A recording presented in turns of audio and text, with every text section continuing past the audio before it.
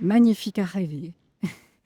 À 80 ans, grand-mère, militante, toujours en mouvement, libre, cohérente, engagée, d'où vous vient cette incroyable énergie, même le courage de venir à vélo sur scène?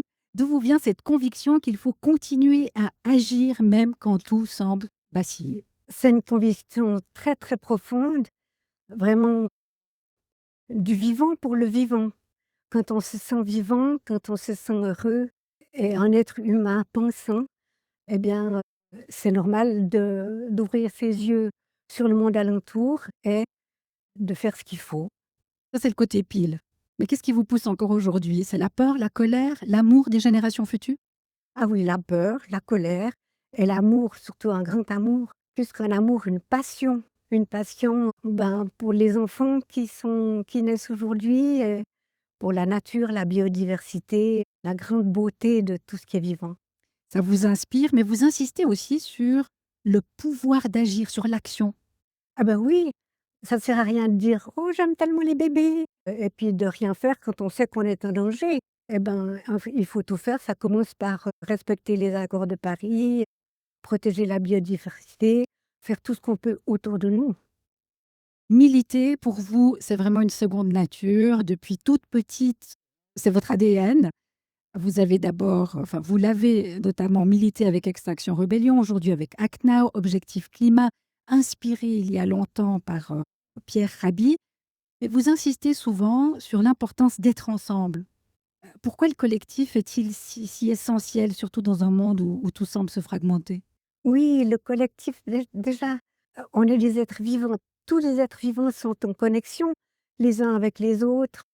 Il y a une sympathie, une amitié qui passe entre nous. Donc, c'est une force, c'est un viatique. Puis il y a toute l'intelligence collective qui nous permet d'aller plus loin. Est-ce que c'est ce lien-là avec les autres qui vous aide à ne pas céder au découragement?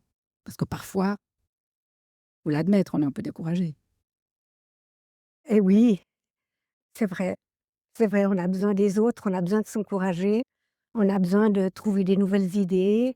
Vous avez, vous, choisi d'agir, ça on l'entend bien, mais d'agir en prenant des risques. Vous avez participé à un blocage de route dans un esprit de non-violence, c'était à Zurich. Ce geste, à votre âge, pas que je veux souligner l'âge, mais quand même, c'est courageux. Vous l'avez fait en confiance. Qu'est-ce que ça représentait pour vous d'aller bloquer cette route pour le climat? On cherchait tous les moyens de pouvoir braquer les projecteurs sur cet énorme problème d'envoi de gigatonnes de CO2 dans l'atmosphère. On cherchait comment faire et puis on avait choisi ça. Et vous l'avez fait avec Extinction Rebellion, Oui, qui a changé aujourd'hui de stratégie, oui. qui va plus bloquer les routes, mais n'empêche, c'est pas un acte anodin. Vous vous trouvez au milieu de cette route, face à la police. Vous avez été formé, ça, face aux automobilistes, à la colère des passants. Qu'est-ce que vous avez ressenti sur le moment-là, assis sur cette route, en disant: «Je veux protéger le climat»? Oui, c'est vrai que ça fait peur, puis en même temps, on a un sentiment de comment dire?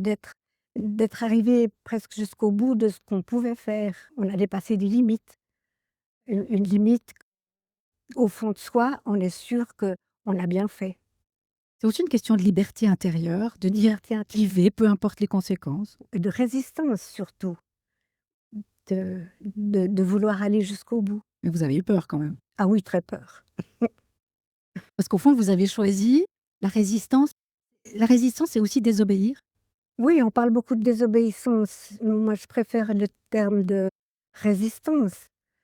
On fait les choses parce qu'on on résiste à toute l'ambiance de consommation, de suivre aveuglément le marketing et tout ça.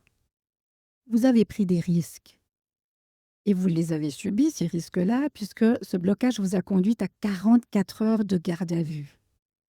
Vous en parlez comme d'une expérience à la fois intense et injuste. Qu'est-ce qui vous a le plus marqué? Quand même, la prison, c'est pas rien. Oui, bah, d'abord, c'est un espèce de sentiment d'absurdité parce que dans notre famille, dans ma belle famille aussi, on cherche à faire ce qui est le mieux possible, à être honnête, à faire les choses bien et puis on veut lutter pour les enfants qui doivent vivre dans notre monde, pour le vivant et puis on se retrouve, avec des menottes dans le fourgon et après, à la prison. Donc il y a quelque chose de complètement absurde, puis on se dit: «Est-ce que je suis dans un film ou quoi?» Non, c'est moi qui vis ça. C'était la réalité. Qu'est-ce qui vous a aidé à surmonter ça? Ben, moi, j'ai toujours beaucoup de pensées dans ma tête, donc même quand il y a du chaos autour de moi, même quand les heures sont longues et comme ça je suis toujours bien à l'intérieur de moi. Donc une vie intérieure très intense, vous seriez prête à le refaire? Je refais pas la même chose parce qu'on a fait ça et on a vu qu'on a attiré l'attention, maintenant c'est bon. Alors maintenant, on essaye de faire des choses plus pointues, d'agir auprès de nos autorités, de faire des choses ponctuelles, de résister à certaines choses, à certains moments, à certaines places. Donc plus subtile la stratégie, mais qu'est-ce que vous dites à certains, certaines dans la salle qui se disent: «Non, moi, protéger le climat, d'accord, c'est important, c'est urgent, mais la prison, non, j'ai pas le courage». Bon, la prison, c'est pas pire qu'autre chose. Bon, si vous êtes sur un lit d'hôpital, vous devez aussi attendre que ça se passe. Il y a pas un policier au pied de votre lit. Alors, oui, c'est vrai, il y a quelque chose d'absurde et en même temps, il y a quelque chose d'essentiel. Parce C'est étrange, hein. absurde et essentiel, mais vous dites aussi: «On sait et on ne fait rien».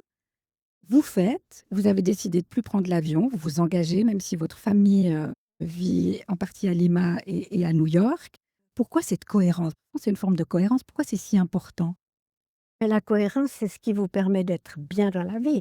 Si vous avez des pensées et des paroles et puis des actes différents, il y a quelque chose qui marche pas. Vous êtes pas tranquille avec votre propre conscience. C'est ça, non? Mmh. Et la conscience, effectivement, on en parlera tout au long de cette soirée. Vous citez souvent Christian Bobin. Il y a autant de merveilles au fond de notre jardin qu'à l'autre bout du monde. Qu'est-ce que la nature, vous en avez parlé au début de l'entretien, qu'est-ce que la nature vous enseigne aujourd'hui? Quelle est une source d'inspiration? Ben, la nature, elle résiste, elle trouve des solutions. Puis déjà, elle est tellement belle, mais il suffit de regarder une fleur, un arbre, on peut tomber amoureux d'un arbre. Et puis ça, on a ça autour de nous, sur l'avenue où vous marchez tous les jours, il y a des arbres. Donc c'est une question de regard aussi, l'engagement, de savoir regarder le vivant qui est Bien autour de nous. sûr. Oui, bien sûr. Savoir regarder, puis de savoir aimer. Savoir aimer, savoir aussi dire non. En vous écoutant, on se dit qu'Antigone avait raison. Dire non, parfois, c'est la seule façon de rester humain. Vous êtes d'accord avec ça? C'est la seule façon parfois, oui, bien souvent même. Et donc, vous allez dire non encore longtemps. Ah bien sûr, je dis encore non. Je veux dire non au Black Friday. Voilà, c'est dit. Merci de nous rappeler en tout cas que le chaos, quand on choisit d'y répondre par l'action, par la cohérence, par l'engagement, peut devenir une source de transformation et la résistance, je crois que c'est ça aussi que vous dites, est à la portée de tout le monde. Oui, oui. C'est la résistance. Il ne faut pas s'arrêter un jour en se disant «Bah, maintenant, voilà, j'ai assez fait» ou comme ça. Le combat, il continue, le combat, il continue et puis on ne va pas déserter. Merci Isabelle Veillon, la lutte continue.